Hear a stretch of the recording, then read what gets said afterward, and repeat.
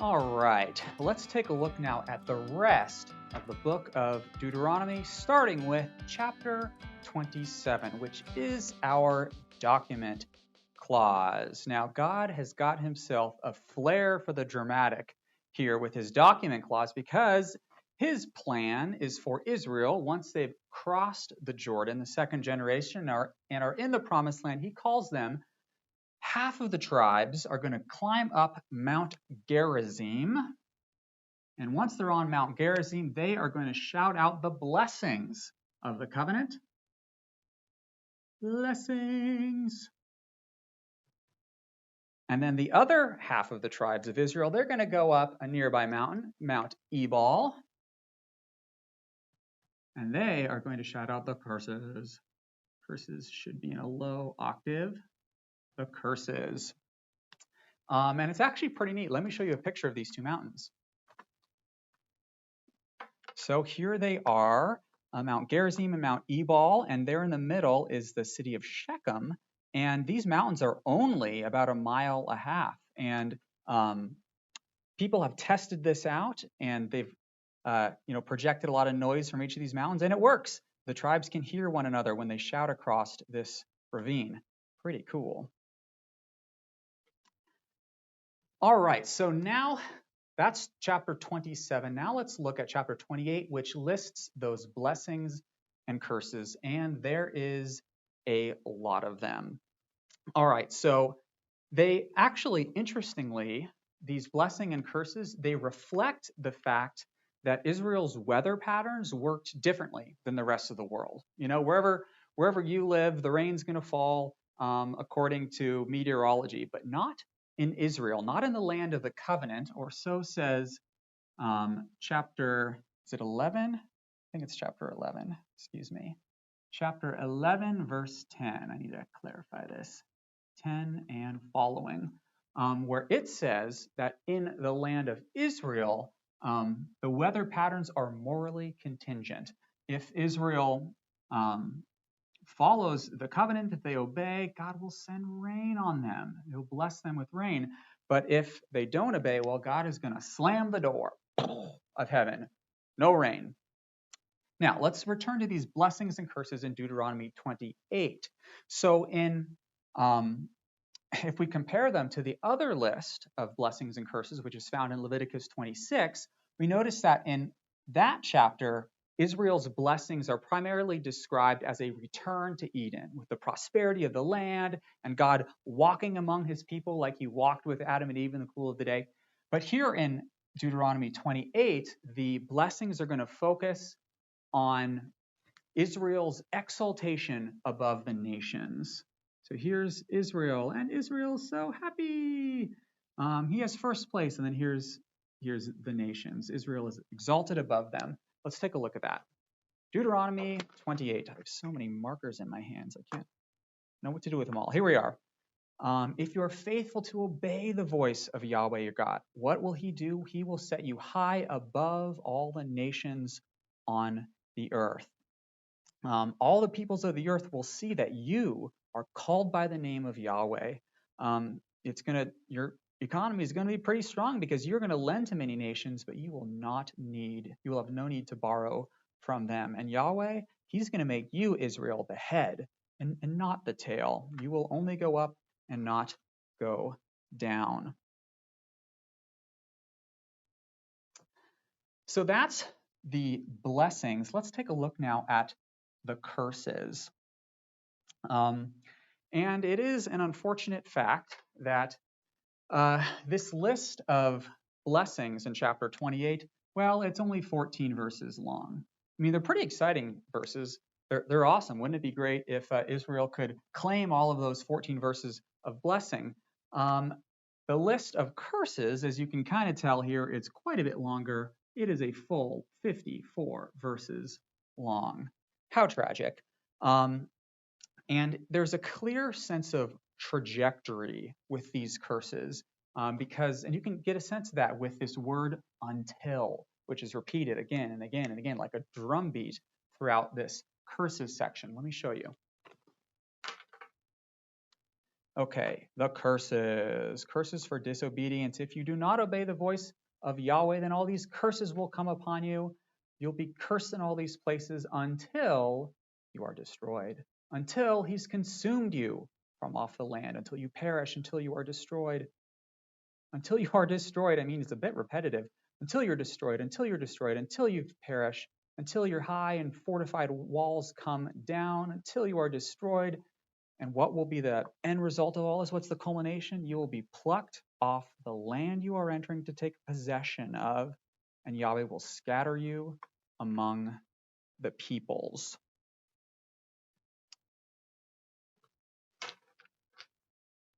So an important chapter, chapter 28. And you know how I mentioned that one of the key structures of the whole book of Deuteronomy is a chiasm?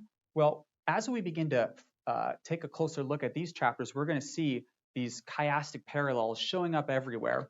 And one example is here in chapter 11. Well, I guess it's 10b to 11. The conclusion here of this section, these are critical chapters, and it's going to hint very briefly at the coming time when Israel will go up Mount Gerizim and Mount Ebal. So keep an eye for more parallels to come. But now we're going to look here at this next section, chapters 29 to 30. And this has a unique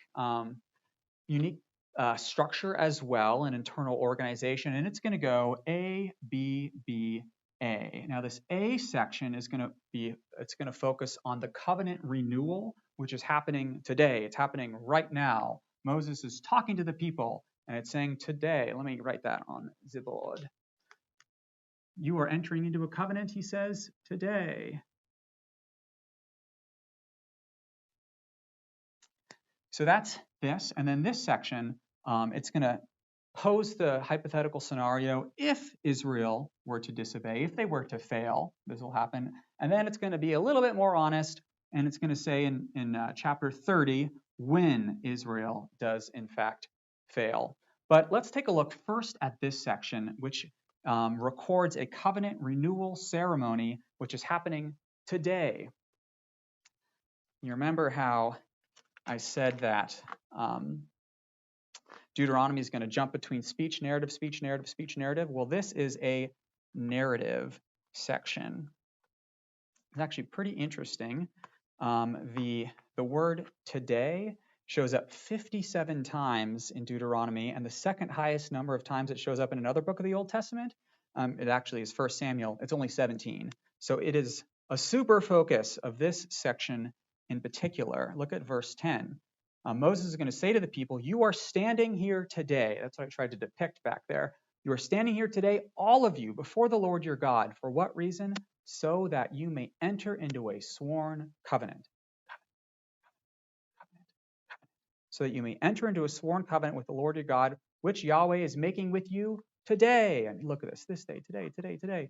And that's going to show up on the other half of that pattern, the A-B-B-A pattern, in chapter 30. Let's go down to verse 15. These are memorable verses. See, I have set before you today life and good, death and evil. Therefore choose life. I call heaven and earth to witness against you today. This is the time when we are renewing the covenant at this very moment on the far side of the Jordan. I've set before you life and death, blessing and curse. Therefore choose life. Now let's focus on this section. Now, this here is the walls of Jericho on the far side of the Jordan. We're going to turn our attention now to this prediction of Israel's failure once they enter the land. And just to give you a preview, these are some of the most important chapters in the entire book of Deuteronomy. So listen up. I know you were listening already. I don't need to tell you to listen. You're all so good. Okay. Beginning of chapter 30. When all these things come upon you, what are these things? Well, it is the curses written in this book, the curses of the covenant, the curses written in this book. When all these things come upon you, the blessing and the curse, which I've set before you, and you call to mind when you're exiled among the nations where Yahweh has driven you, and you return. So the problem Israel has sinned and they've been exiled. The solution is to repent, to return to Yahweh with your heart and with your soul. But the thing is, how can they do that? How can Israel repent? They need a new heart if they're going to repent. I mean, look at this, verse 4 of chapter 29. But to this day, Yahweh has not given you a heart to understand, or eyes to see, or ears to hear. Israel needs a new heart, and Moses knows this. That's why in verse 6 it says, Yahweh, when you return in this later day, Yahweh, he will circumcise your heart, which is another way of saying he will give you a new heart and the heart of your offspring, so that, what will this new heart accomplish? You will love Yahweh with all of your heart, soul, and might, and you will live. So this, Deuteronomy 30, verse 6, certainly is the most important verse in the entire book. This promise of a new heart is going to anticipate, it's really the seedbed for the new covenant to come, for regeneration, for the indwelling spirit. And I mentioned there's a lot of chiastic parallels and connections. It's going to be anticipated for us here in chapter 10 as well. I think it's 10 verse 16. But let's turn our attention now to the final section of the book of Deuteronomy. We've made it to the final section, chapters 31, 32, 33, and 34. And you'll notice it kind of does a little ABBA thing as well. It's going to focus on the person of Joshua. Then it's going to give a poem of warning, a poem of blessing, and then the person of Moses. And now let's first look at chapter 31, which focuses on Joshua and his transition into leadership of Israel and his commission to take control, to possess the land on the far side of the Jordan. And what's interesting about this section is that it's going to pick up from exactly where this section left off. So remember, this is our look back, this is our look ahead, and this section is going to end. This is a baton, you know, like we just watched the Olympics, right? This is a baton. Moses is going to pass the baton to Joshua. Joshua's going to take it, and he's going to run. That exact same narrative is repeated here in chapter 31. And this is Joshua, by the way. See his blue sword? Joshua. And another thing that's repeated here in chapter 31 is this kind of cheerleading, rah, rah, go Joshua, you're the man, section of verses which says, you're going to accomplish this great task before you because Yahweh is behind you and he will fight for you, just like we have over here. Now, let's look at the poem of warning in chapter 33. Now, the function and the purpose of this poem of warning, in chapter 32, is to function as a witness. This is a guy, he's got his hand on the Bible, he's a witness. And this is how the song functions as a witness. It poses it anticipates the day when Israel will sin in the future, and it says that when you sin and you're judged and punished for that sin, you'll remember this song, which Moses made you memorize, and you'll say, oh yeah, the song told me that I would be judged for my sin. Shoot, I guess I should repent. So that's how this is going to function as a witness against the nation. But let me show you a little bit more details on how it works. So let's take a look at the text. I'm going to go down to chapter 32. So the action starts here in verse 7, where the entirety of the poem rolls out from this verse, where it says, remember days of old. And then it's going to recall those days when Israel was elected as a nation, when Israel sinned, and then when Israel's judgment followed. And what's important for us to notice as it pertains to the purpose and message of Deuteronomy is the sin that's focused on here in this book.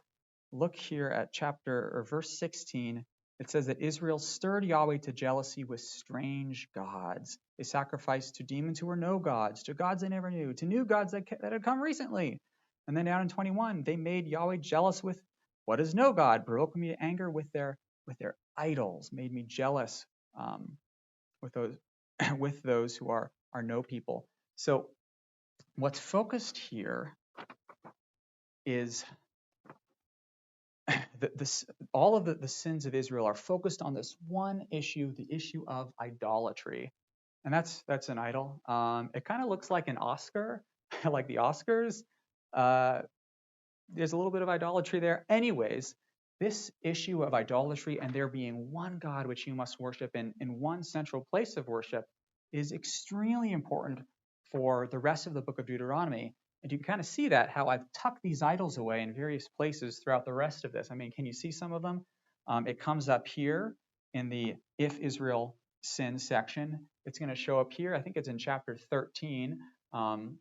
More laws against idolatry. Of course, the Shema, Hear, O Israel, the Lord our God, the Lord is one, no idols. It's going to show up here in chapter 4. It's all over the place. It's a huge concern for the book. But let's turn our attention now to the second poem, Moses' poem of blessing. And this one's kind of fun. I like this one a lot.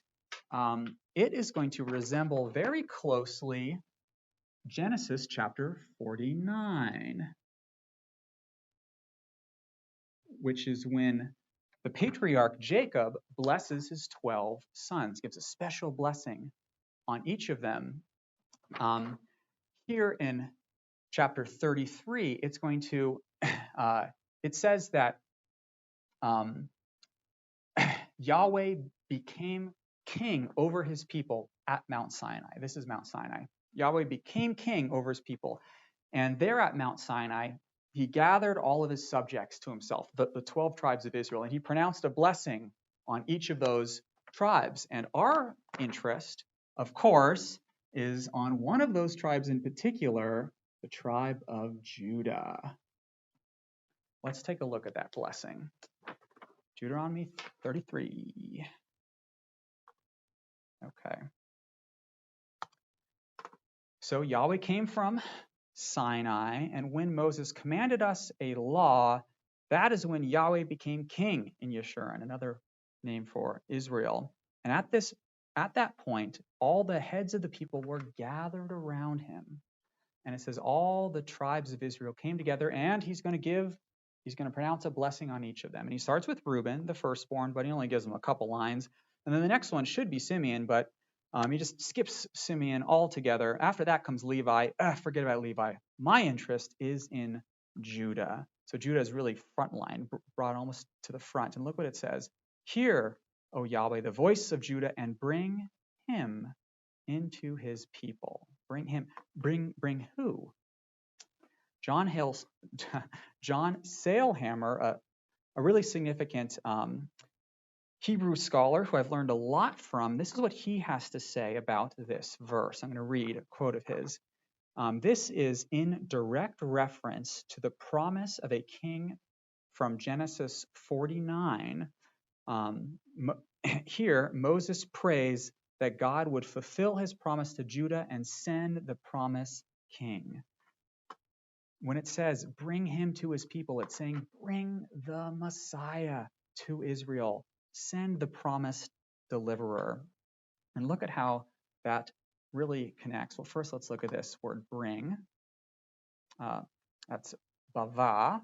Let's look at that word and see where it shows up in that promised blessing. Genesis 49. If I can type here. Genesis 49. Jacob's going to bless his sons down to Judah. He's a lion's cub. Booyah. The scepter shall not depart from Judah, nor the ruler's staff until tribute comes to him.